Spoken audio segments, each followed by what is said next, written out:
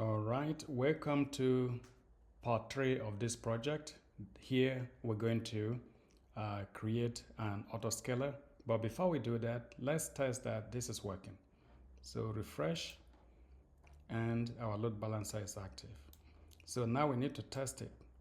To test it, you need to make sure it's selected, then come here and copy the DNS name and create a tab, paste it, enter, and we still have the load balancer working. So you see, before, when we put the IP address of the instance, we were able to see our EC2 instance. So let's try that again. Go to your EC2 instance and we put the public IP here.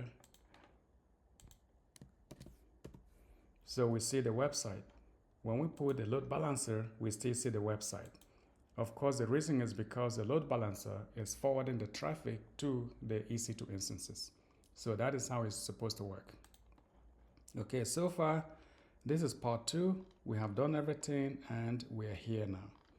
So now we're going to part 3, where we're going to create the autoscaler. So to create the autoscaler, come back to your EC2 dashboard, come to the end here where it says autoscaling, click that, and then click on create autoscaling group and give it a name. This is a wizard. We're basically going to step through all these steps from step 1 to step 7. So give it a name. I'm going to say autoscaling group 2. Okay, again, I'm trying to be consistent because earlier I used ALB2. So we need to select a launch template. I have some launch templates here, but just for you to follow through, I can click on launch template. When I do that, again, notice it left this page here waiting for me to come and select my launch template later on. But here am I at this point. I need to create my launch template. Okay, I'll give it a name LT2, but maybe LT2 is taken. In that case, I'll come and change the name. So I click on LT2, or let me even just use LT4.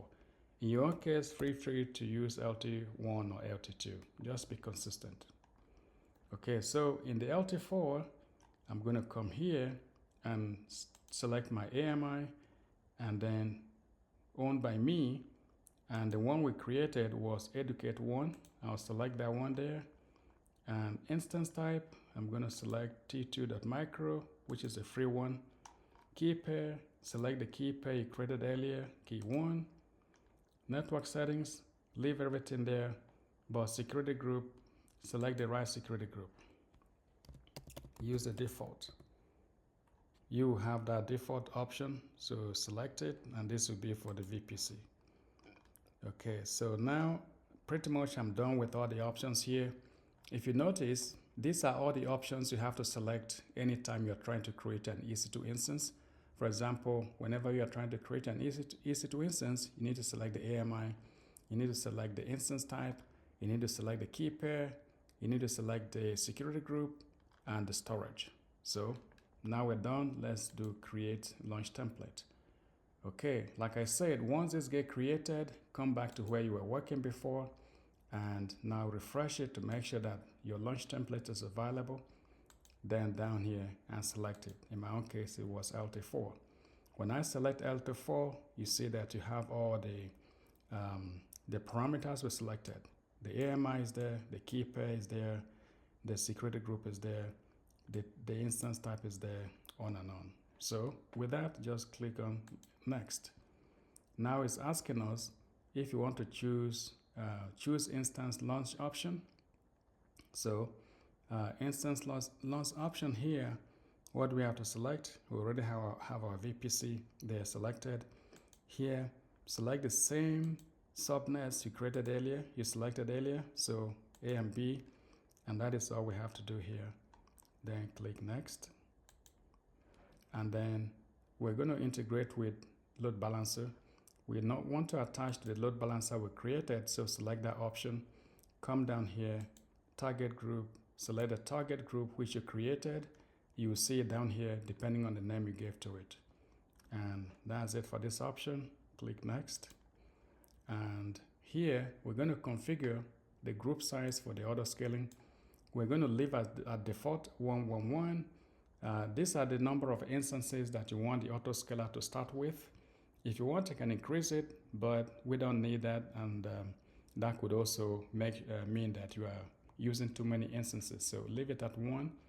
We have the option to select our policy here to determine when to scale down or scale up.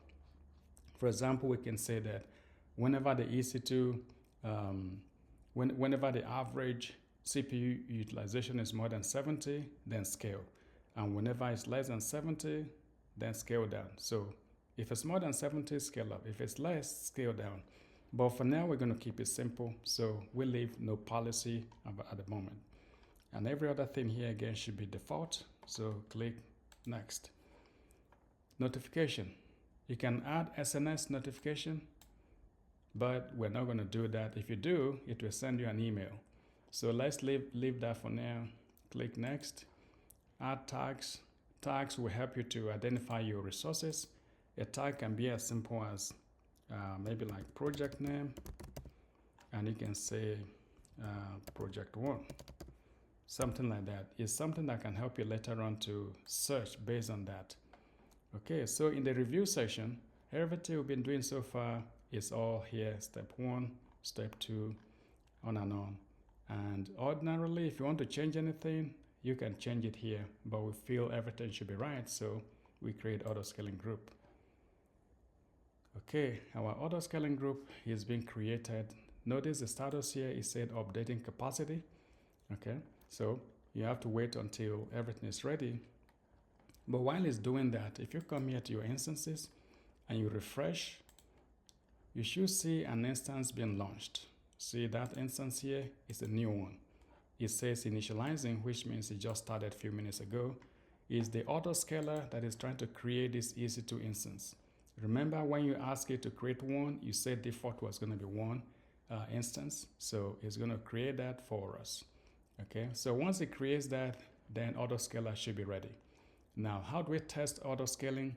Ideally, we need to generate enough load to make this system scale up or scale down, but we're not going to do that in this lab. To make that happen, you need to have enough people generating enough traffic to your website. Or you can go into the EC2 instance and install some applications on it to generate some traffic. For example, you can go here and do that before you created the AMI. Ideally, you should do this before you create the AMI. But again, like I said, this is not important at this point. We don't have to really test to make sure that auto scaling is scaling. Let's trust the process because this always works. And since it's creating this EC2 instance, as we ask it to do, we just trust that this is working as expected. Okay, so that's the end of this project, part 3. In part 3, we created the autoscaler. And in part 4, we're going to move on to creating a domain to attach to this. All right, very good. So I'll see you in the next project.